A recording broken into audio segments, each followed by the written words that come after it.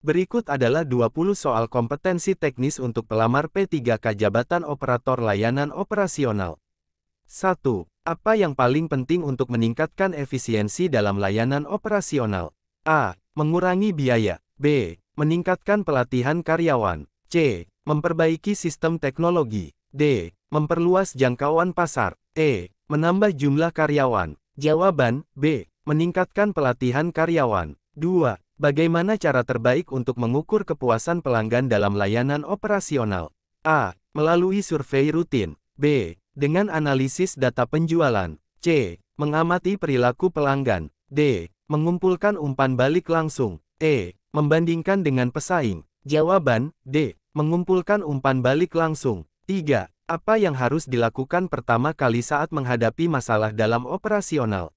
A. Mencari penyebab masalah. B. Menghubungi atasan. C. Membuat laporan. D. Menerapkan solusi sementara. E. Menghentikan operasional. Jawaban, A. Mencari penyebab masalah. 4. Apa peran utama teknologi dalam meningkatkan layanan operasional?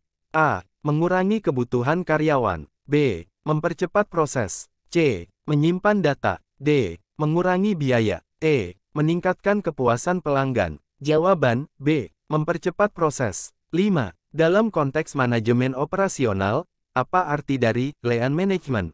A. Memperbesar jumlah produksi. B. Mengurangi pemborosan. C. Meningkatkan biaya operasional. D. Mempercepat waktu produksi. E. Meningkatkan variasi produk. Jawaban, B. Mengurangi pemborosan. 6. Apa yang paling efektif dalam mengelola perubahan dalam operasional?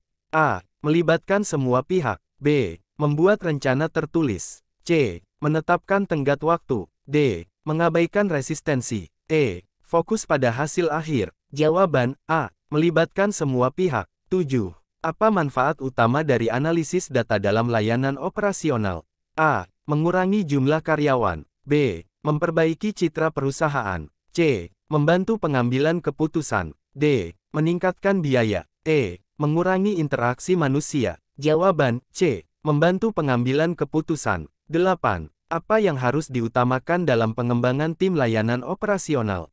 A. Kompetensi teknis. B. Kerjasama tim. C. Pengalaman individu. D. Kreativitas. E. Kepemimpinan. Jawaban, B. Kerjasama tim. 9. Apa pendekatan terbaik untuk menangani umpan balik negatif dari pelanggan?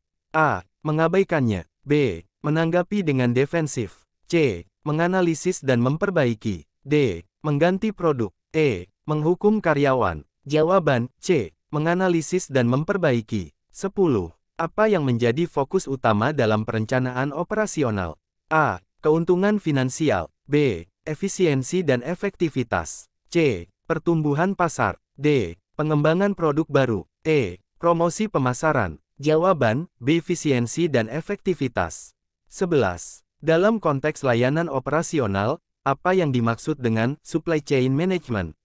A. Mengelola keuangan. B. Mengelola alur barang dan informasi. C. Mengatur karyawan. D. Mengelola pemasaran. E. Mengatur waktu kerja. Jawaban, B. Mengelola alur barang dan informasi. 12. Apa tujuan utama dari proses pengendalian kualitas dalam layanan operasional?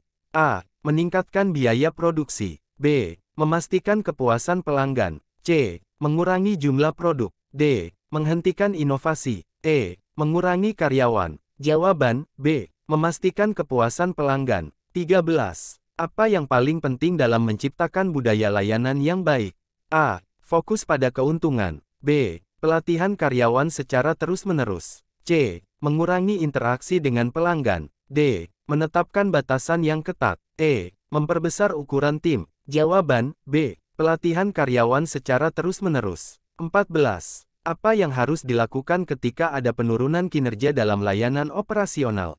A. Menghukum tim. B. Menganalisis data performa. C. Mengganti karyawan. D. Mengabaikan masalah. E. Meningkatkan biaya. Jawaban, B. Menganalisis data performa. 15. Apa yang menjadi tantangan utama dalam layanan operasional saat ini?